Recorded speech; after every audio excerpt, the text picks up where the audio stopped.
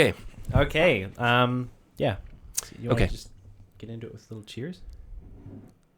Little- A gentle cheers. All right. You know, I actually learned when you're cheersing, is that the word you would use? Cheersing? Cheering? Cheersing. Cheersing. Or let's run with that. You actually want to use the bottom of your glass because it's the least compromised. Because if you chink the top of the glass, which is what most people lean into, you always see people lean in like that, right? A little something like that. But you really It's want the strongest part of the glass. because you don't want to be at, let's say you're meeting some high profile, Yeah.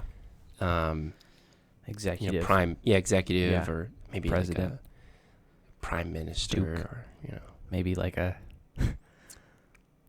czar. a czar. Yeah. Yes, and you wouldn't want to accidentally break your own glass, or even worse, the czar's glass, because I'm pretty sure wherever czars come from, that there's a punishment. It's Russia. Pretty extreme for an action such as that. So, I mean, all the czars I know would hate that. how many czars do you know? A few. A few. I have a few. Your screen's turned off behind you. Just point it out throughout the. Yeah. thing. Yeah, I'll point it out. Okay. I'll make sure we don't miss that. You can go and start again. Yeah, all right. Okay, so let's get started. Hello, everybody. Merry Christmas. Hope your holiday season is treating you well. My name is Seth Kasel. I'm the producer on the film At the End of the Day, and I'm sitting with Nate Chitwood, the director and writer. Cheers. But we wanted to come on here and tell you about the film and what it's about and what we're trying to do and the reasons we're excited about it and the reasons you guys should be excited about it as well. Is this your first podcast? This is no, because you and I have tried podcasts in the past. Oh, And they've never gone anywhere. I think I wiped those from my memory. Me too. That's just from our memories and from the hard drives. Everything it's gone. You can't find it now. If you count the podcast we did with jalapeno peppers. Oof. Well, you didn't roll. You didn't roll a camera. Oh, that's right. We had set up. That was a long time ago. We set up a jar. No, we had 2 jars. We had We two had 2 jars. jars of jalapeno peppers, Yeah. and they were like the pickled kind. Yeah. And we thought, okay, great idea, podcast. It was before podcasts were a thing. It was actually more like a video. I'm sure they existed somewhere. Yeah, but they weren't like popular. Okay, No. we were pretty young, and we decided it was a great idea to do this video where we were gonna do a little competition. He was gonna eat. Well, we were just gonna race to see who could eat the jalapenos quickest, And there was a glass of milk in the middle. and whoever drank the glass of milk first loses. Yeah. So it was almost like Hot Ones before Hot Ones. It was Hot Ones before Hot Ones, man. Except we had nothing to say about anything. Absolutely nothing. It was just us eating jalapenos. We were like 10. Yeah. We were But older I than forgot 10. to roll the camera, so it's lost to history. Yeah, I was gonna say like. But the we whole learned thing. from our mistakes here, so let's just double check to make sure the cameras are rolling. Looks like we're speeding. We're all good. We're ready to The go. red dot is lit. Drinking some Irish breakfast tea. It is good tea. It is not the hour for breakfast tea, but I think you can drink tea most times of the day because the caffeine content in tea is so low. yeah. Also, someone could be watching this in the morning right now. So you're joining us with a cup of tea. And actually, I hope they watch this in the morning because, we'll probably post it at night. And then people will They can wake up to it. Getting a little off track here. Yeah, in fact, pause the video now and go make yourself a cup of tea, sit back down, and join us. Just a little wrap up on that whole jalapeno thing. Oh, It was actually really disappointing that you didn't roll the camera because Thank my reaction to the not only did we eat all the jalapenos, we ate all of them, both of us, and then we were like, okay, well that wasn't that bad. So then we went for the juice and we started drinking the jalapeno juice. forgot about that. And that was the excruciating part. It wasn't even so bad. I mean, it was bad. I think I had a panic attack halfway through. I'm pretty sure you did. I reached for the milk you were disappointed in me. I remember that. Disappointed You were in you. disappointed in me. But I think there was a point where you just kind of snapped, like something in your brain It was like, just said this no isn't more. this isn't good. This is bad for me. And I paid the price for that later on that evening, by the way. Don't drink the juice of a jalapeno can. It's not, Might I add? it's bad for you. Might I add? Don't eat an entire jar of jalapenos. First off, but then Because when you've gone to the bathroom, right? After you've eaten some spicy stuff, yeah, right? And it's number 2 is usually the thing that's affected. Usually 99% of the time. In this instance, because we drank the juice, my number 1 was it was on fire, man. And that's what the film is about. It's about our experiences with the jalapenos. Let's just dive right into the film that you wrote that we're shooting in January. What's it about? The film's about a guy who goes to a bar after having an argument with his wife, meets a beautiful young waitress, and ends up having an affair with her. And then there's some consequences that come for the main character. Really, it's a look at marriage and infidelity and like topics that today in our culture I think are pretty relevant, right? Faithfulness is becoming less and less something that's important theme, moral. Is there some what's the word I'm getting at here? Yeah, it seems to be a heavy narrative lately that is very much like if it's not working out for you, find something else. Yeah. Yep. And well, it's all about us these days, right? Build your career, build your Instagram account, the world kind of revolves around us, especially with our postmodernist society, the way we think of things. The individual is the most important. Like, we kind of make our own realities. Right. And so this film kind of pushes back on that a little bit. And just, maybe not, yeah, it just sort of opens up the discussion, the topic. Like, what is it to be faithful and to sacrifice your own desires and needs and sometimes, wants and sometimes needs for another person in a relationship. Yeah. Yeah, it's very much a film about sacrifice and how self-sacrifice is a crucial part to relationships, right? And how loyalty isn't always the glamorous, easy, path that seems like it's filled with exciting promises, but it is the right path because it's rewarding and it's grounded in reality. Yeah, we live in the world of like Instagram and Facebook, Twitter, Twitch. What's the other one with China? China made the Chinese gram. What's it called? TikTok. Okay, that was Chinese. Can we say that? I don't know. Can we even say China these days? Careful. Let's be careful here. But we live in that world, right? And there's all of these distractions all the time. You get on social media and they push a lot of content that is, it's a competition for, let's say, people in relationships. Yeah. And honestly, seriously, that's something that is going to make people uncomfortable just for me to say that.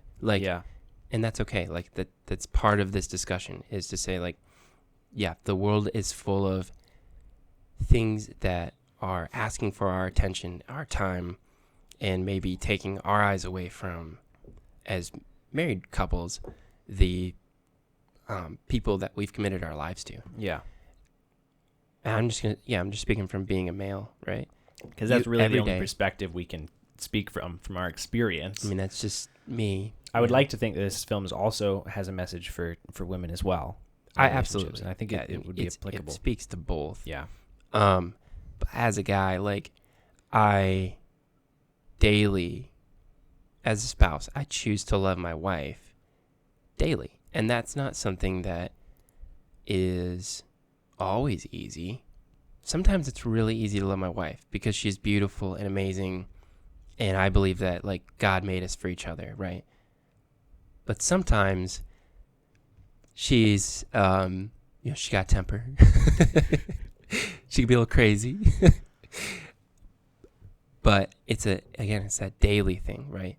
Of, like, faithfulness isn't something that's just, like, okay, I choose to love you once when we get married, and then it just works. No, it's, like, literally daily, like, renewing my mind. Like, I love my wife, and this is, like, I'm going to keep loving her. Yeah. And that takes sacrifice. Absolutely. Another question to dive into here is, now that you've talked about kind of what your vision behind the story is, what do you want people to get out of this story? Yeah.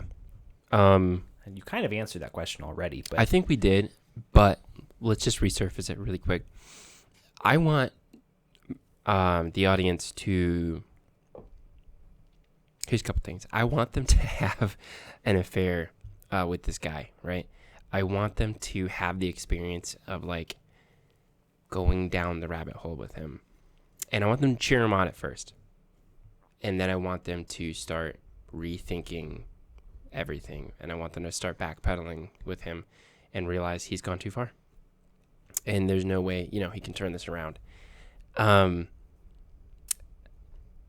do I want them to get out of the film? I don't even know if I want anybody to get anything out of it. I want you to watch it and experience it. And I want you to, if they get anything, I just want them to walk away thinking, like, that was different.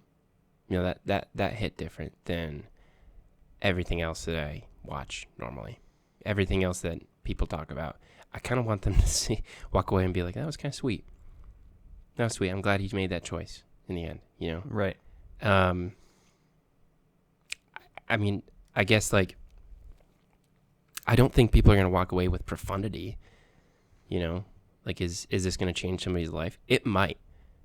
You want people to go on the journey with this guy and to relate to him, even when he's making a mistake, which is just an incredibly vulnerable and honest thing, because like it and when I think about the answer to that question, for me personally, it's like I want them to find truth in that experience. Totally. In the vulnerability. Yeah, because I was going to ask you that too. Like, what would, because you're the producer on the film. Like, your role is huge here. Like, what is it? And you said truth. Yeah, truth. So I want them to go on that journey that you talked about and then get to the end and realize the truth that is there, which is, ultimately that message that the long, hard road is the fulfilling one. But it's an incredible thing that you bring up, though. I love that you want them to almost be rooting for him when he is doing that bad thing, right? Because there's a lot of people, I think, a lot of people don't allow themselves to really get down and dirty with the protagonist of a film when they're making mistakes. Yeah.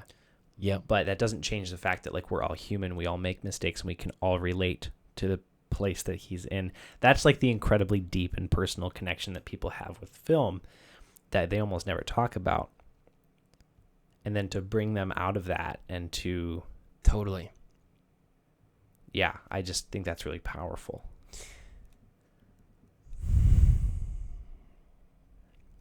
I had a blackout moment there. It's easy to do when you it's like I kind of felt the whiskey just hit me.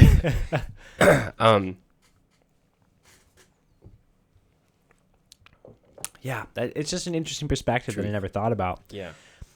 Yes, totally. They are kind of right there with him. I mean, they're kind of cheering him on. And then maybe that's part of it, right? Is like, I want culture to maybe cheer him on a little bit. I want that part of culture to be like happy with what's happening at first, and then to experience the pain that can cause. Right. Maybe not so much pain. I mean, if this was a 2-hour film, I could maybe do that. Yeah. I Just could like probably the do that in 10 minutes, too. irreversible destruction that road leads to. Irreversible destruction. Yeah, absolutely. Yeah, just a lot of destruction. Yeah. Okay. Yeah. I'll do this one, right? Yeah, you So- want to like MC this one? Yeah. So Seth, why do we?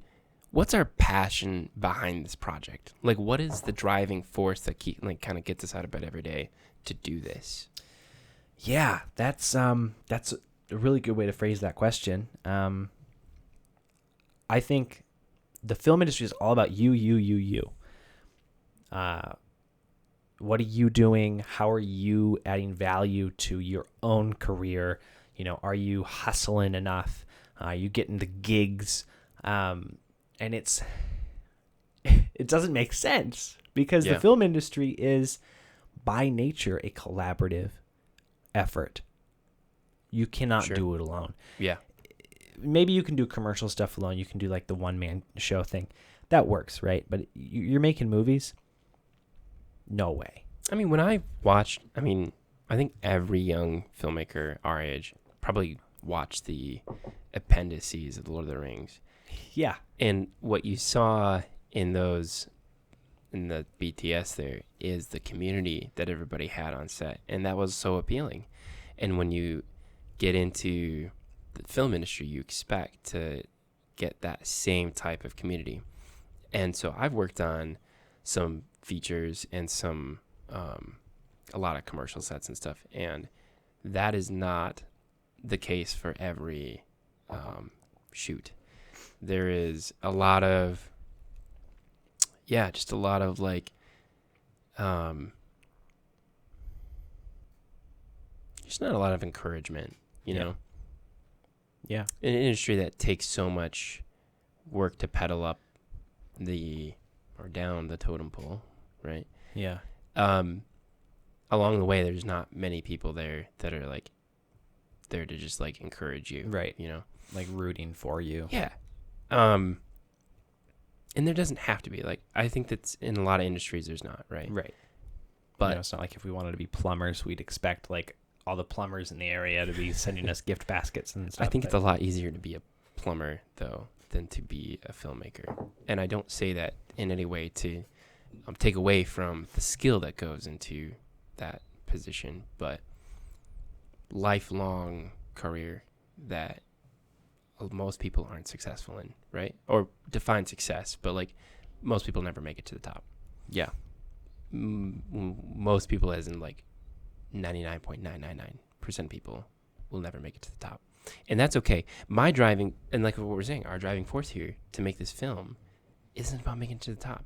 And that's what's so great, is that we get to get out of bed every day and think about how can we make other people our sole mission here with making this movie. So how can we impact people along the way? How can we teach? How can we train? Yeah. How can we just make this an experience where people are like, oh, the film industry is cool. Exactly. I like the film industry. Yeah. I want to hang out here a little more. Yeah, like I was telling you the other day, like my secret desire is that I'll convince everybody I know and love to love the film industry with me and get involved. Just be a big film family. Because, yeah, exactly. It's a big film family. And that's what it should be. And that's what I want to show people. So I'm not producing this film for me.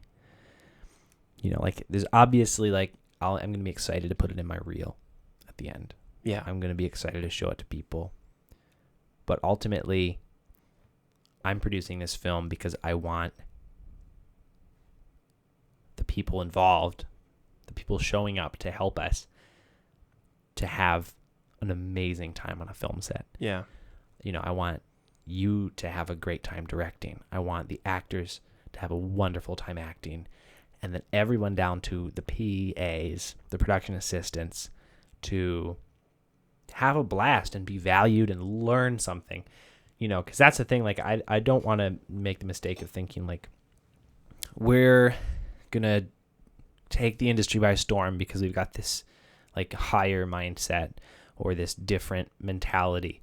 No, and just to paraphrase that, we probably won't, right? No. The idea isn't that by making this film, suddenly the entire industry is going to change and the Grand Rapids film industry is going to be booming, right? No. West Michigan's suddenly going to be new Hollywood.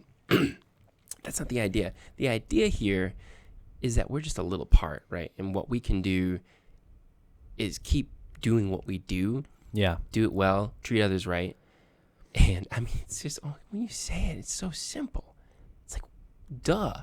Yeah. But it's not duh for a lot of people. And I think it's because it's hard. It's hard to get back from your day job and say, all right, now I'm going to dedicate all this time to make a movie. Like, Totally, yeah. it's a huge task to take on. And so I get it. I understand why someone would make the probably wise decision to say, I don't have time to do this. Mm-hmm. I need to invest that time into my family. Totally. You know? Yep. But I think if yeah, go ahead. there are people who are willing to stoke the flames and to just get things moving and get the gears turning in Michigan for all of the people who want to make movies, it'll be so much easier. Is there anything more we can say about the Grand Rapids industry that's positive? Yeah, I think it's that there's a lot of really, really talented people. Yeah. People are making films in Grand Rapids. It is happening. But we want to add to it. We want to help. We want to get the drive going. You know, this is just the beginning for us. And I hope that we can continue to cultivate film culture, because I know so many filmmakers, young and old, in Grand Rapids. So many who are so talented that I personally believe there is no reason why Grand Rapids, Michigan should be just beer city and not like beer and film city. Yeah. Beer City, USA, plus Art Prize, right? Yeah. Love Art Prize, love the beer. I really love the beer. But,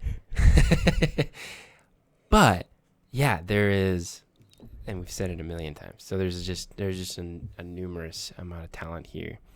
Yeah. So let's make movies. Yeah.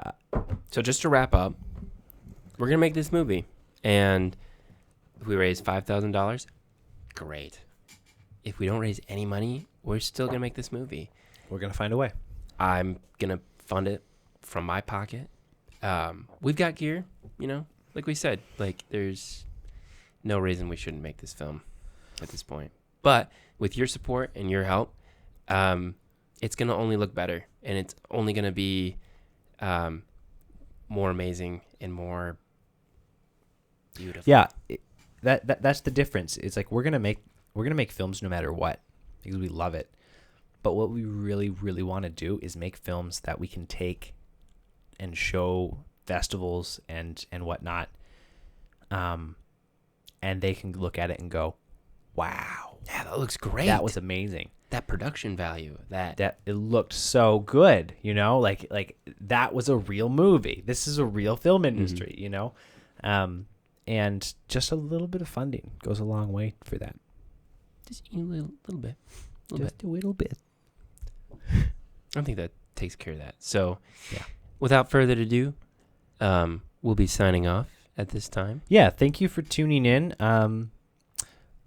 We wish all of you a very Merry Christmas. Happy holidays. God bless every single one of you. And we look forward to updating you on the project as it moves forward. You'll be posting updates on the GoFundMe page. Yes, so stay tuned there. Yeah, there's nothing more to say, man. How do you close a podcast? You just say, and we'll talk to you later. And now we're going to let the jingle play. So I think the jingle's going to start playing. Is there a jingle? I think there's a jingle playing right now. Can you hear that? Oh, there it is. Yeah. Yeah, it's a nice jingle. That's nice.